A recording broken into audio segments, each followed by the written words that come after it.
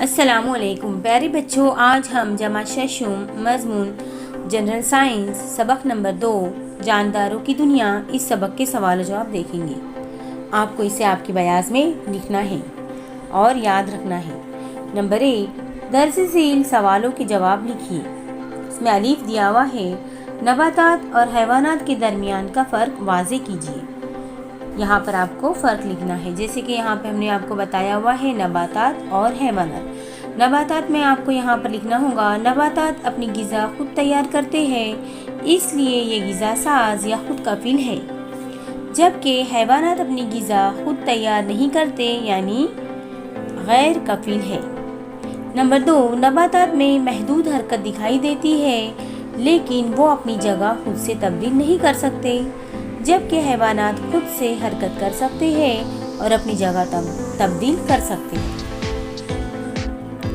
Number 3، نباتات جب تک زندہ رہتے ہیں ان میں نشو و نما جاری رہتی ہے، درمیان میں نہیں رکتی، جبکہ حیوانات کی نشو و نما مخصوص عرصے تک ہی ہوتی ہے۔ نمبر 4، نباتات میں خضرہ موجود ہوتا ہے، اس لیے وہ شعاعی ترکیب کا عمل انجام دے سکتے ہیں، جبکہ حیوانات میں خضرہ نہیں ہوتا، اس لیے وہ شعاعی ترکیب کا عمل انجام نہیں دے سکتے ہیں۔ نمبر 5، نباتات کے پتوں اور تنوں میں مسامات ہوتے ہیں، جن کی مدد سے وہ تنفس کا عمل کرتے ہیں، جبکہ حیوانات میں تنفس کے عمل کے لیے مخصوص تنفسی اعضاء ہوتے ہیں۔ نمبر 6، نباتات میں بیجوں، تنوں اور پتوں کی مدد سے افزائش نسل ہوتی ہے، جبکہ حیوانات میں افزائش نسل انڈوں کے ذریعے ہوتی ہے یا وہ براہ راست بچے پیدا کرتے ہیں۔ ب، نباتات اور حیوانات میں پائی جانے والی یکسانیت کو واضح کیجیے۔ اس کا جواب ہے، نباتات اور حیوانات دونوں ہی جاندار ہیں، دونوں میں جانداروں کی کئی یکساں خصوصیت پائی جاتی ہے۔ نشو و نما، تنفس، اخراج، جوابی عمل کی صلاحیت اور حرکت، افزائش نسل یا افعال دونوں میں دیکھے جاتے ہیں۔ نباتات اور حیوانات دونوں کا ہی جسم خلیات سے بنا ہوتا ہے۔ حیوانات اور نباتات دونوں کو ہی زندہ رہنے کے لیے ہوا، پانی اور غذا کی ضرورت ہوتی ہے۔ جی، نباتات کی دنیا ہمارے لیے کس طرح مفید ہے؟ اس کا جواب ہمیں لکھنا ہوگا، اپنی روزمرہ زندگی میں ہم نباتات سے متعلق اشیاء کا بڑے پیمانے پر استعمال کرتے ہیں۔ نباتات ہمارے لیے غذائی اشیاء فراہم کرتے ہیں، جیسے اناج، سبزی، ترکاریاں، پھل وغیرہ۔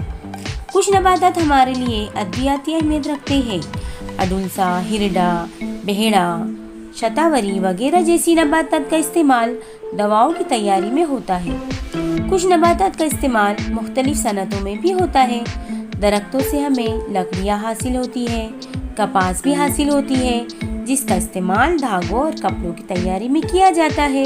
اس طرح نباتات سے ہماری زندگی کی 3 نہایت اہم بنیادی ضروریات غذا، لباس اور مکانات پوری کرنے میں مدد ملتی ہے۔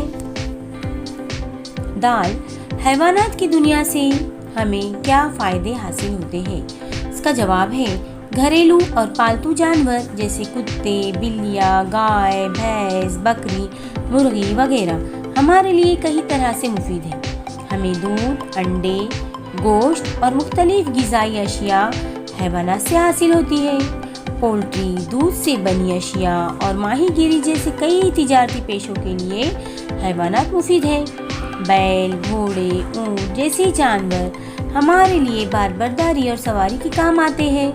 کیچوے کئی فاضل مادوں کی تحلیل کرتے ہیں، زمین کی زرخیزی میں اضافہ کر کے کسانوں کی مدد کرتے ہیں، اس لیے کسانوں کے دوست کہلاتے ہیں۔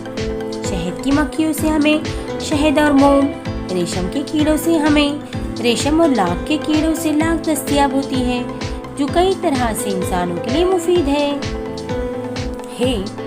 جاندار کس طرح غیر جاندار سے مختلف ہے؟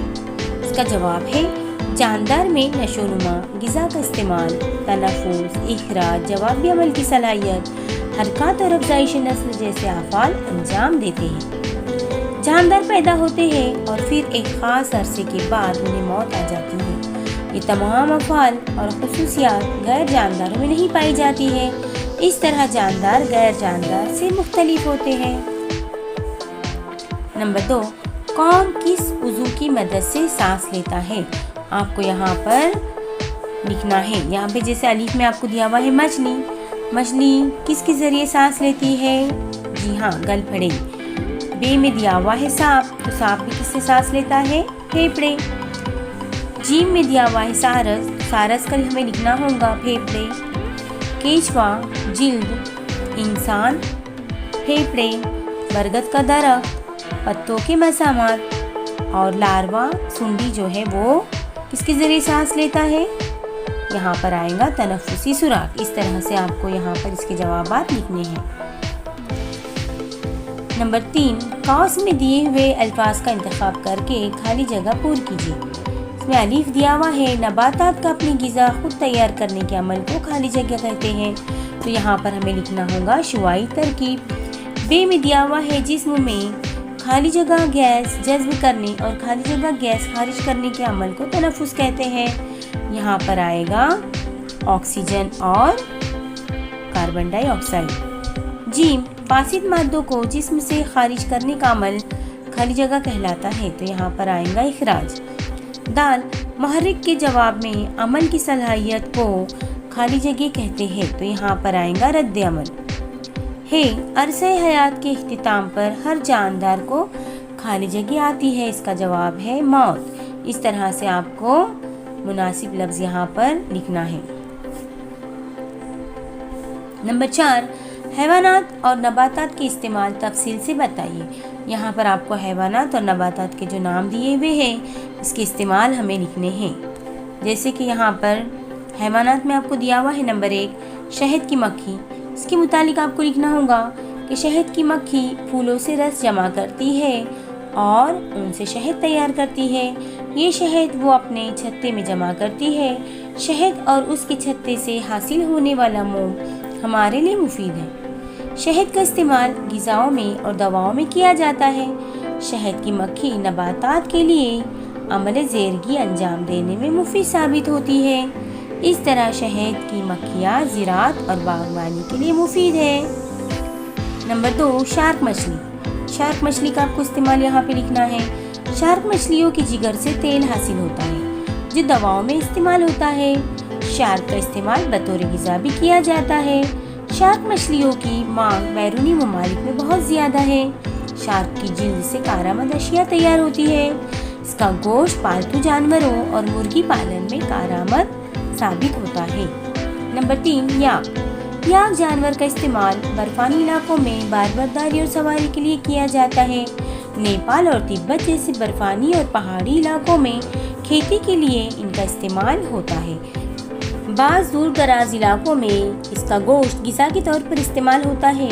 याक से हासिल होने वाला दूध और पनीर, जिसे चर्बी कहते हैं, और मक्खन का इस्तेमाल तिब्बत में बड़े पैमाने पर होता है। याक का गोबर ईंधन के तौर पर इस्तेमाल किया जाता है। नंबर 4, भेड़।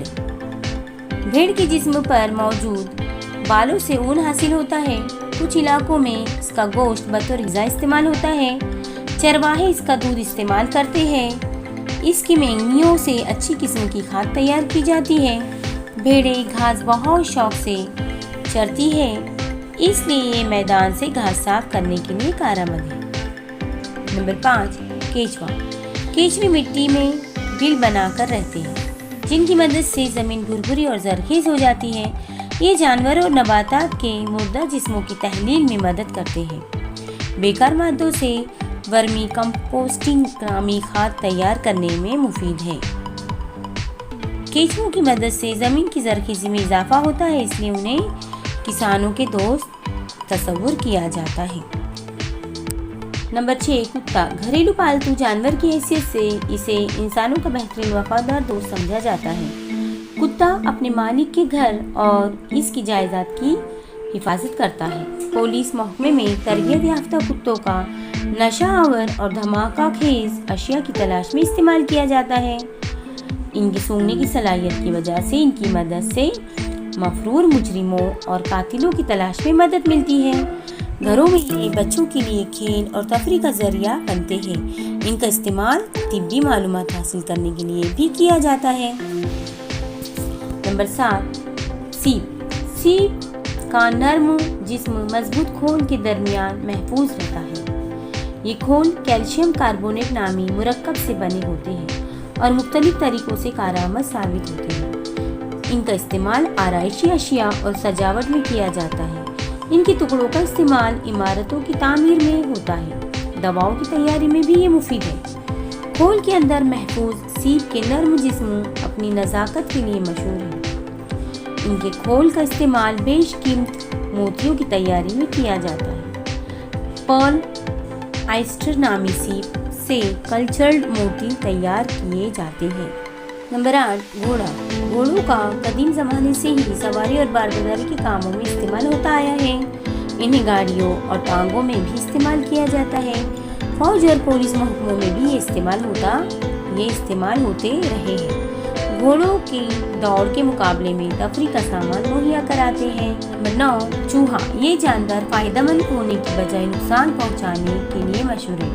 چوہے یہ اناج کے ذخیرے کو برباد کرتے ہیں۔ پلیگ، طاعون نامی مرض پھیلنے کا سبب بنتے ہیں، اس لیے ان سے بچنے کے اقدامات کرنے چاہیے۔ ان کا ایک مفید استعمال یہ ہے کہ حیاتیاتی تجربہ گاہوں میں جانوروں کے تجربوں میں کام آتے ہیں۔ اب نباتات کے متعلق آپ کو یہاں پہ لکھنا ہے، جیسے یہاں پہ آپ کو دیا ہوا ہے ادرک۔ نمبر 1 پر دیا ہوا ہے ادرک۔ باورچی خانوں میں ادرک کا استعمال عام ہے۔ یہ نہ صرف مسالوں میں کام آتا ہے، دواؤں میں بھی استعمال کیا جاتا ہے۔ ادرک کے رس کا استعمال جسمانی اعضاء کے درد کو دور کرنے کے لیے کیا جاتا ہے۔ خشک ادرک کا صفوف جو سونڈ کہلاتا ہے، دواؤں میں اسی کی طبی اہمیت ہے۔ گھریلو علاج کے طور پر ادرک اور سونڈ کا استعمال عام ہے، جو خاص طور سے سر درد، تیزابیت اور سردی زکام کی شکایتیں دور کرنے کے لیے ادرک اور سونڈ کے استعمال سے ہر کوئی واقف ہے۔ نمبر 2 آم۔ آم کو پھلوں کا بادشاہ مانا جاتا ہے۔ آم گرمیوں کے دوران دستیاب ہوتے ہیں۔ آم میں اونچے درجے کا حیاتین اے پایا جاتا ہے اور اس میں فرکٹوز شکر موجود ہوتی ہے۔ آم سے مختلف غذائی اشیاء تیار کی جاتی ہے، جیسے اچار، مشروب، آئس کریم وغیرہ۔ آم کے پتوں کو قدیم دور سے ہندوستان میں متبرک مانا جاتا ہے اور ان کا استعمال مذہبی موقع پر کیا جاتا ہے۔ نمبر 3 نیلگری۔ نیلگری کے پتوں اور ان سے نکالا گیا تیل دونوں ہی دواؤں کے طور پر مشہور ہے۔ اس کے خشک پتے بھی مفید ہوتے ہیں۔ نیلگری کا تیل سردی، زکام اور بخار کے علاج میں استعمال ہوتا ہے۔ اس کا استعمال صفائی کے عامل کے طور پر کیا جاتا ہے۔ اس کی خوشبو سے تازگی محسوس ہوتی ہے۔ اس کے درخت کی چھال بھی استعمال میں لائی جاتی ہے۔ اس کے تنے کاغذ کی تیاری میں استعمال ہوتے ہیں۔ 4 ببول۔ ببول کے پتے اور اس کی بیج پالتو جانوروں کی غذا کے طور پر استعمال ہوتے ہیں۔ اس کی نازک ٹہنیاں اور دانتوں کی صفائی میں بطور مسواک استعمال ہوتی ہے۔ منجن میں بھی استعمال ہوتے ہیں۔ اس کی کانٹے دار شاخیں کھیتوں، مکانوں کی باڑ میں استعمال ہوتی ہیں۔ اس کے تنے کی چھال سے خارج ہونے والی گوند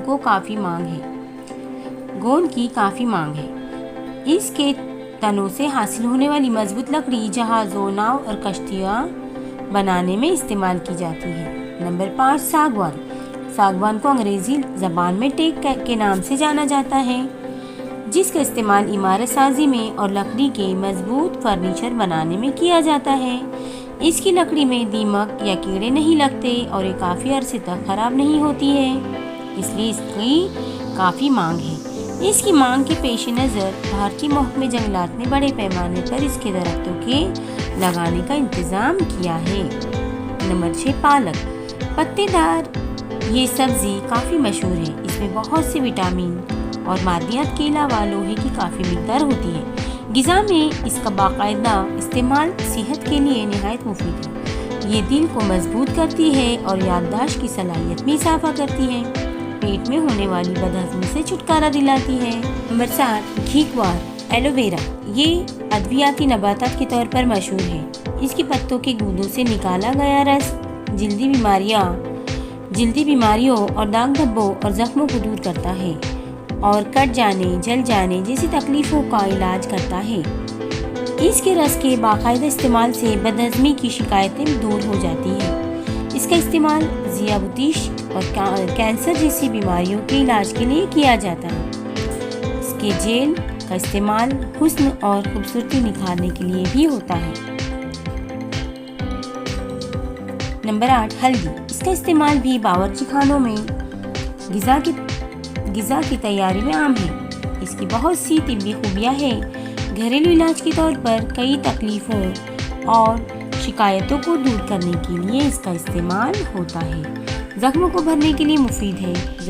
जरासीम कुछ खासियत रखती है। चेहरे और जिस्मों पर निखार लाने के लिए भी इस्तेमाल होती है। दूध में हल्दी मिलाकर पीने से सर्दी जुकाम की तकलीफ दूर होती है। नंबर 9, तुलसी।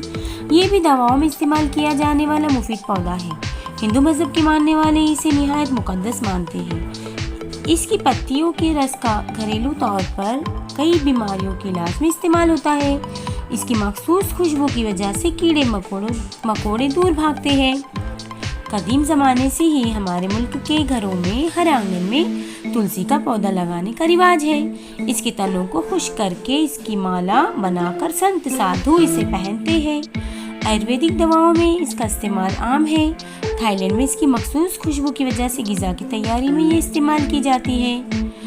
कर्पूर तुलसी नामी पौधा तुलसी की मखसूस किस्म है जिससे मुफीद तेल हासिल किया जाता है।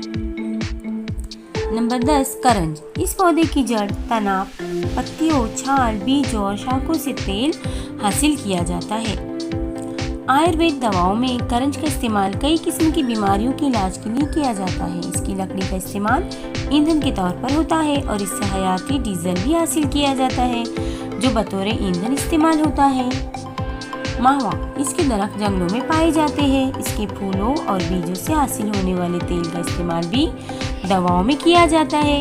इसका तेल लगाने से सर दर्द की शिकायत दूर होती है। इस तेल का इस्तेमाल जल्दी बीमारी के इलाज और जोड़ों के दर्द को दूर करने में किया जाता है। महाराष्ट्र के गढ़चिरोली जिले में महुआ के फूलों से जैम यानी जेली तैयार की जाती है। कई कबाइली इलाकों में इससे नशावर मशरूब में भी तैयार किए जाते हैं। नंबर 12, तोती। ये दरख्त रेशम की सनत में मशहूर है। इसके दरख्त रेशम के कीड़ों के लार्वे परवरिश पाते हैं जो इसके पत्तों का इस्तेमाल ग़िज़ा के तौर पर करते हैं। इन लार्वों के ककोन तैयार होते हैं जिससे रेशम हासिल होता है। इसलिए तोती के दरख्तों की तिजारती तौर पर बड़ी अहमियत है। इसके फल ताज़ा या खुश्क तौर पर खाए जाते हैं और इसके फलों से नशावर मशरूब भी बनाया जाता है। नंबर 13, अंगूर। अंगूर के दरख्त अपने जायके और जायकेदार फलों के लिए मशहूर है जो बड़े शौक से खाए जाते हैं। इन फलों को खुश्क करके किशमिश हासिल की जाती है। अंगूर के फलों का भी बड़े पैमाने पर दवाओं में इस्तेमाल होता है। इन फलों के रस से मज़ेदार मशरूब भी तैयार किए जाते हैं और नशावर शराब भी बनाई जाती है। महाराष्ट्र के बगैर बीजों वाले अंगूर के फल मशहूर हैं जिन्हें दरामद भी किया जाता है। नंबर 5, झील में दिए गए जानदारों की हरकत की खुसूसियात कौन सी है? यहाँ पर आपको जानदारों के नाम दिए हुए हैं और इनकी हरकत की खुसूसियात आपको लिखनी है। जैसे हमने यहाँ पर आपको बताया हुआ है। सांप के पैर नहीं होते हैं, वो ज़मीन पर रेंगकर चलते हैं। सांप अपने बदन के सिकुड़ने और फैलने की सलाहियत की मदद से एक जगह से दूसरी जगह तक हरकत कर सकते हैं। कछुए के बाजू होते हैं, इनमें पंजे होते हैं। कछुए की पीठ पर वजनी खोल होता है। इसके बाजू कमज़ोर होते हैं इसलिए वो निहायत सुस्त रफ्तार से हरकत करता है और ऐसा गुमान होता है कि वो रेंग रहा है। कछुए के एक किस्म टर्टल पानी में भी हरकत कर सकती है। पानी में ये अपने पिछले पैरों की मदद से तैरते हुए हरकत करते हैं। कंगारू के पिछले 2 पैर अगले 2 पैरों के मुकाबले में लंबे और मजबूत होते हैं। अपने पिछले मजबूत पैरों की मदद से कंगारू फुदकते हुए एक जगह से दूसरी जगह तक हरकत कर सकते हैं। फुदकने की वजह से इनकी रफ्तार काफ़ी तेज होती है। उकाब, ये एक तेज रफ्तारी से उड़ने वाला परिंदा है। अपने मजबूत परों की मदद से उकाब निहायत ऊंचाई तक तेजी से हवा में उड़ सकता है। अपने गावदुम जिस्म की बनावट की वजह से वो तेज रफ्तारी से उड़ता है। गिरगिट के चारों पैर इनके जिस्म के निस्बत से छोटे और कमज़ोर साबित होते हैं। उनका जिस्म मोटा और वजनी होता है। ان کی کمزور پیر جسم کا بھاری وزن نہیں سنبھال سکتے، اس لیے وہ زمین پر رینگتے ہوئے حرکت کرتے ہیں۔ ان کے مضبوط پنجے اور دم حرکت کرنے میں مدد کرتے ہیں۔ مینڈک پانی میں اور خشکی پر دونوں ماحول میں زندہ رہ سکتے ہیں۔ پانی میں وہ اپنے پچھلے پیروں کی مدد سے تیرتے ہوئے حرکت کرتے ہیں۔